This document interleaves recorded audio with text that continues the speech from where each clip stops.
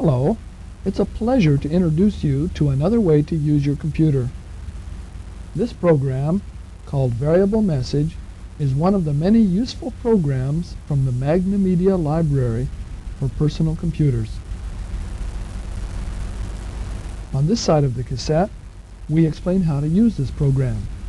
On the other side, the computer code is recorded.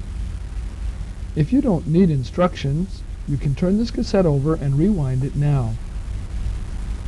If you already know a lot about computers, some of these instructions may seem very elementary. Please don't be insulted. We need to explain some things for the people who are just getting started. There are two ways you can do this. You can listen to all the instructions first and then load the program into your computer, or you can load the program now and check it out while you listen to the tape. If you want to put the program in now, turn this cassette over, rewind it to the beginning of the other side, and then load it according to your computer instruction manual. You have read the instructions, haven't you? Good. Load the program, if you want to, and then come back to this point for the rest of the instructions. Once the program has been loaded, the first thing to do is to type Run and then press Return. We press Return each time that we want to communicate with the computer. A question will appear on the top. It says Background with a question mark. Number 1, one color. 2, alternating. 3, rotating. 4, dynamic. If you choose number 1, that means that the color that will be in the background of your message will always be the same. If you choose number 2, it means that you can choose between two colors, like blue and yellow, red and green, or whatever colors you want. And every other portion of the message will have a different color behind it, these two alternating colors. If you choose number 3 for rotating, you will also be asked to choose which color you want to start with, and then it will just automatically rotate through the colors of the spectrum that are produced by the Apple II. Of course, we don't include white and black in the rotating background. Number 4, dynamic, will allow you to choose any of the colors, including white or black for a background, and then after the letters have been printed on the screen, depending on how much time you've allowed between message segments, little colored flecks will appear in the background to catch the person's eye who's coming by. So you choose one of the 4, number 1, 2, 3, or 4. Type the number and then return. If you type number 3, just for an example, it will ask what starting background color, and it also gives you a color chart. This would be a good time to adjust the color on your television. Incidentally, this can be used just as well on a black and white. By looking at the color chart, you can tell what shades of gray are going to be produced, and you can go ahead and use this in black and whites and grays. You choose the starting background color, press Return, and then it asks what letter color. You choose another color for the letter, something that will stand out in good contrast. Type the number and then press Return. Then at the top of your screen, it asks the question of how many seconds between messages. If you want the message to flow rapidly, you can type a 0 or a 1.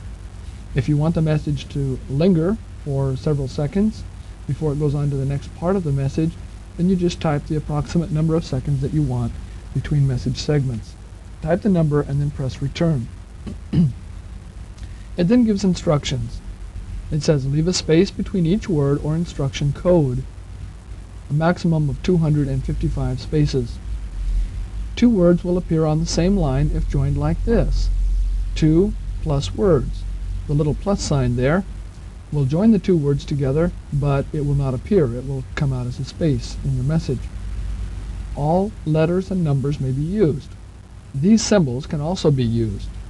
There's an exclamation point, a $sign, an asterisk, a dash, a question mark, and a colon, and a period. These symbols are instruction codes, the ones that follow. The equal sign indicates the end of a message segment. We'll explain that in a moment. The pound sign or number sign indicates extra time. The ampersand indicates hold until return, and the slash indicates the end of the message. Then it calls for your message. You can only enter 120 spaces at one time. At this point, you type a message. Now, you figure out ahead of time whether you want the first part of your message segment to come out in 1 line, 2 lines, 3, or 4. 4 is the maximum number of lines that you can have. You also need to remember that the length of a word is important, and you can't have more than 8 or at the most, in some cases, 9 characters on one line. So you plan your message out, and then you type part of the message. It would be a good idea to study the instruction booklet at this point to see some of the examples that are given there. You type part of the message, then a space, then an equal sign.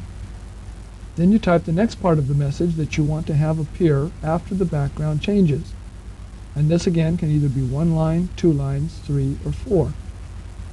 Then you type another equal sign, space, equal sign, and the space. Or if you want to have a little extra time there, instead of the equal sign, you put in the number sign.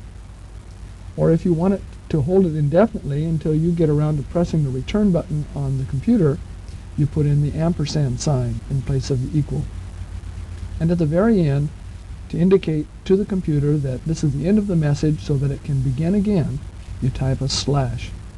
After your last word, you leave a space and then a slash, and then press return.